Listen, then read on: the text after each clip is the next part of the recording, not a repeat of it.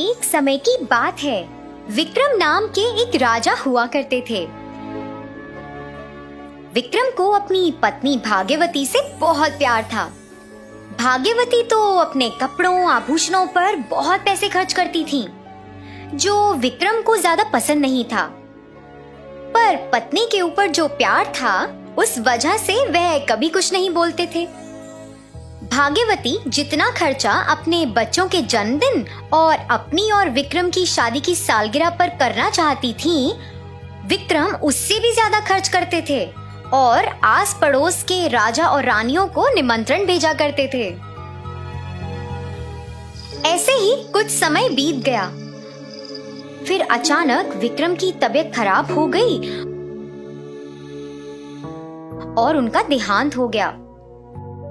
विक्रम के अचानक देहांत के समय उनके बच्चे बहुत छोटे थे, जिस वजह से भाग्यवती को खुद काम करना शुरू करना पड़ा। और उस समय उसे मालूम हुआ कि उनके पास ज्यादा पैसे मौजूद नहीं हैं।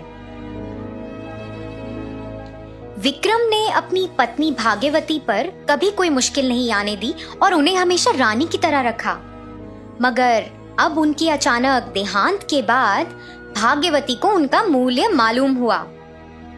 अब तो कपड़ों, सुंदरता और आभूषणों पे खर्च किया करने वाली भाग्यवती को जब पता चला कि पैसे नहीं है, तो उसे आगे क्या करना है वो समझ ही नहीं आ रहा था। फिर दिन बीतते गए। भाग्यवती का जन्मदिन नजदीक था। उस वजह से कई राजा, रानी और लोगों ने भाग्यवती से पूछना शुरू किया कि इस बार वो अपने जन्मदिन का उत्सव कब देने वाली हैं। समाज में अपना नाम और इज्जत बचाने के लिए भाग्यवती ने सबको कहा, बहुत जल्द। पैसे ना होते हुए भी किसी भी तरह एक बड़े दावत देने के लिए भाग्यवती ने ठान ली थी। पैसों को किसी भी तरह जमा करने के लिए भाग्यवती ने एक उपाय सोचा। उसने तुरंत अपने 4 काम वालों को बुलाया। सभी सुनो, मैं जो बोलने वाली हूँ उसे ध्यान से सुनना। ऐसा बोल के भाग्यवती ने उन्हें एक योजना बताई। भाग्यवती की बात सुन के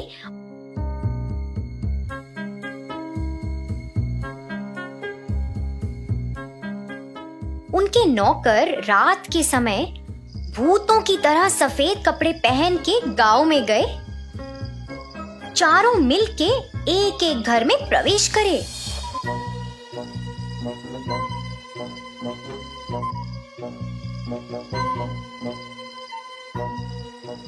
उन चारों में से एक भूत ने गांव में एक घर का दरवाजा बहुत जोरों से खटखटाया और इतनी जोरों से आवाज सुन के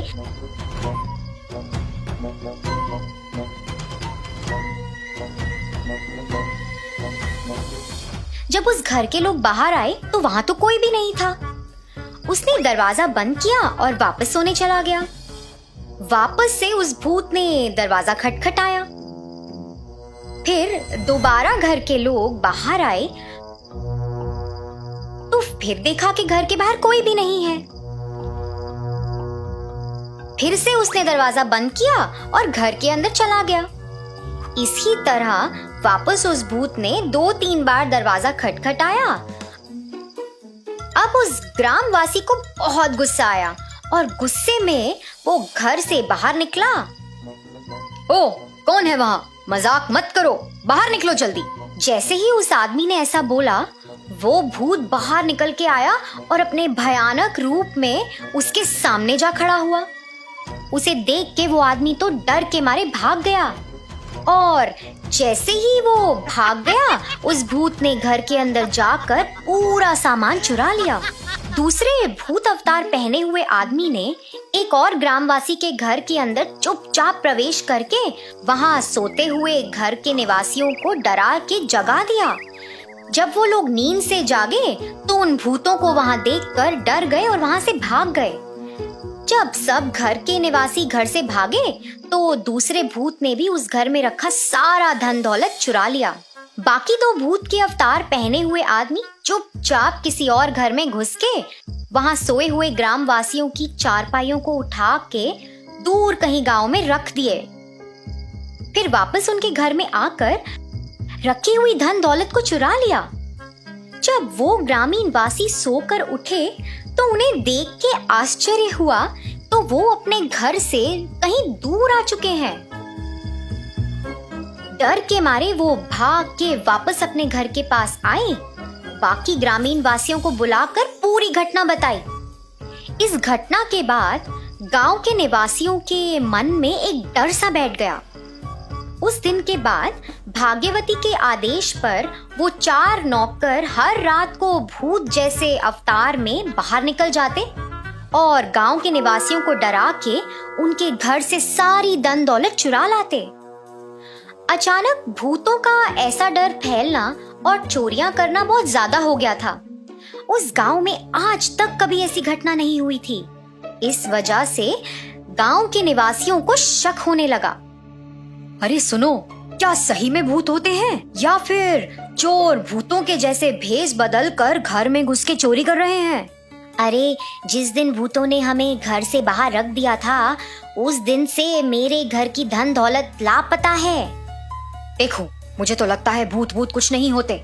भूतों की तरह इंसान ही भेष बदल कर हमारे पूरे पैसे चुरा रहे हैं। अगली रात को सभी गांववासी उन भूतों के आने का इंतजार करने लगे।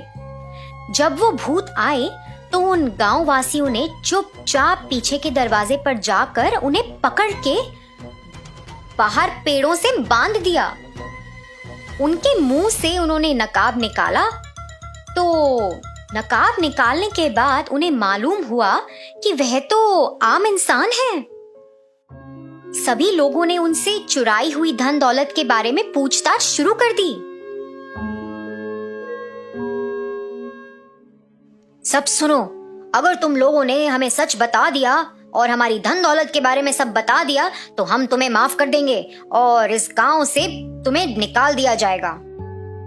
हाँ, अगर तुम लोगों ने हमें सच्चाई नहीं बताई तो हम लोग तुम्हें पूरी जिंदगी कैद खाने में डालकर रखेंगे। देख लो, तुम ही सबका निर्णय है, अच्छी तरह सोच लो।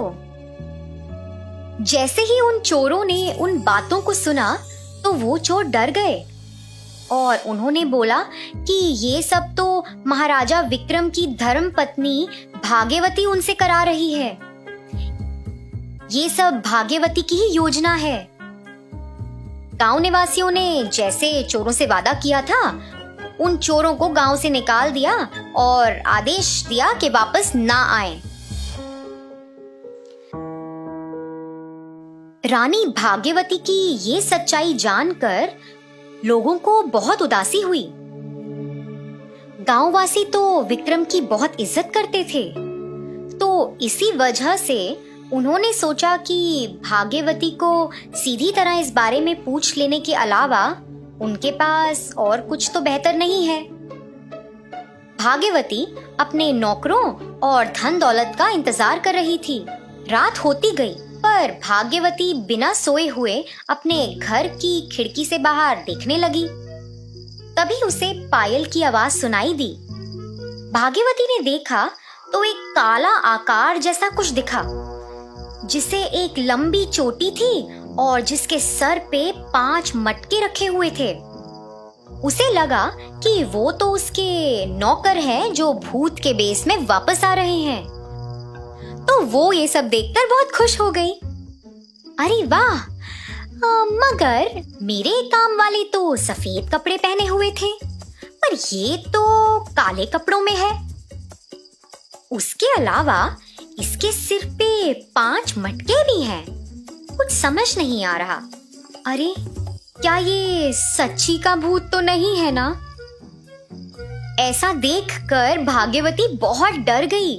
वो डर के मारे पसीने में भीग गई थी, पर थोड़ी हिम्मत करके वो खिड़की के बाहर झांक के देखती रही तो उसने देखा कि वो भूत अपने सर के ऊपर रखे हुए 5 मटके भाग्यवती के घर के बाहर छोड़कर चला गया था। भाग्यवती को तो कुछ समझ ही नहीं आ रहा था कि क्या चल रहा है। वो डर के मारे अंदर भाग के चली गई। पूरी रात भाग्यवती को पायल की छन छन और चीखें सुनाई दी। उसी वजह से वह डर डर के सो ही नहीं पाई। फिर जैसे ही सुबह हुई, वह जल्दी से गांव के स्वामी के पास गई और उन्हें पिछली रात की पूरी घटना सुनाई। माते, वो कोई आम भूत नहीं है। वैसे मटके रखने के पीछे एक बड़ा राज है। वो भूत पूरे गांव में घूमते हैं और जिसकी अंतरात्मा और गुण बहुत ज्यादा खराब हैं, उनके घर के सामने 5 मटके रख के चले जाते हैं। आने वाले 5 दिनों में बाकी भूत भी उस घर के चक्कर काटेंगे और उस घर के निवासियों को उठा के ले जाएंगे और फिर उन्हें खा भी लेते हैं। हे भगवान, मैं इस झंझट से बाहर कैसे आऊं स्वामी जी? माते, इसके बस 2 ही समाधान है।